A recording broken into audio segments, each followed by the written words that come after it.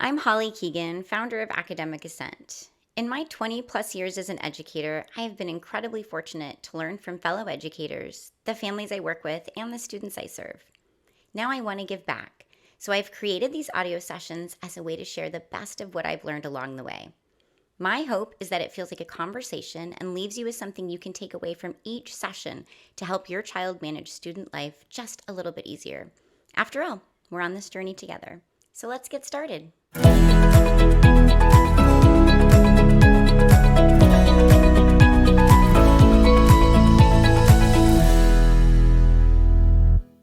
Hello, everyone. Happy Thanksgiving. Wow.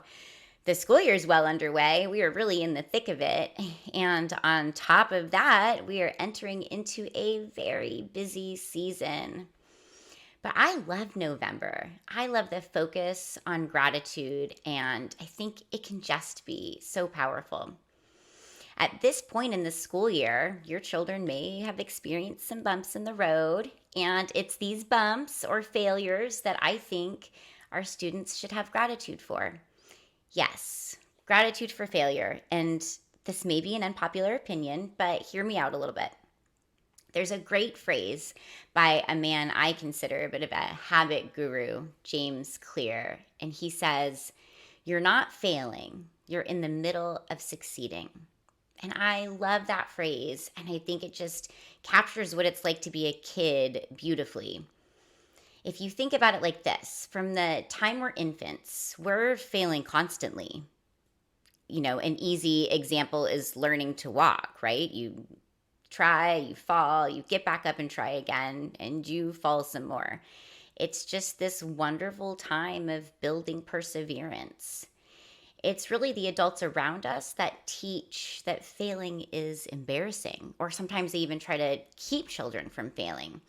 It's something as simple as a look or a sigh, maybe some words, and children start to interpret failure or being unsuccessful as bad. Granted, failing is really hard sometimes, and it brings with it some tough lessons. I don't enjoy it any more than anybody else. But I try to help my students remember that failing is learning, and learning is always something to be grateful for. It means we're growing, it means we're evolving. While kids are in school, they receive feedback in the form of grades, right?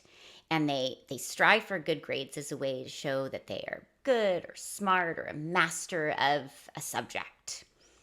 A lower than expected grade could be a failing grade. It could just be a grade they consider to be unacceptable for themselves, can result in all kinds of negative feelings.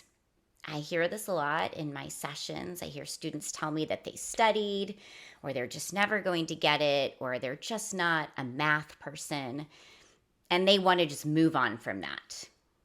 But as academic coaches, as parents, as mentors, I really think the best thing we can do, the best way that we can help our students is to dig deeper. Really, the question is, why did that grade happen? The grade is the end result. It's the process that leads up to that grade that really needs the investigating. And having gratitude for that feedback is like an invitation for children to slow down and reflect. What was it about the way I studied or planned or executed that assignment that led to this grade I'm not happy with? What can I do next time? And here's the important question. This is the question I ask students every time they're disappointed in a grade. How can you learn from this? Failure is feedback, and the way our students use that feedback matters. And as parents, the way you react to a poor grade matters too.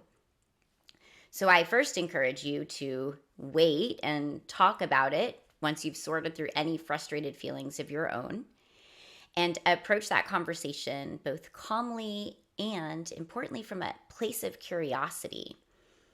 Use language like, "I noticed your Spanish test wasn't as high as you'd hoped," or "What do you think led to that grade on your English essay?" Having your child be the one to shed light on what happened is more powerful than you saying, Well, you didn't study enough or you started too late. You want them to take ownership over that process. And then together you can help make a plan to move forward. I don't really think introspection is necessarily inherent. And I believe that modeling this behavior can be so helpful. So, some questions that you can ask: what would you do differently? How can you adjust your systems to better support yourself? What other kinds of support do you need to be successful with this class? Maybe it's going to office hours or staying after school or pairing up with a buddy to study a little extra, getting a tutor.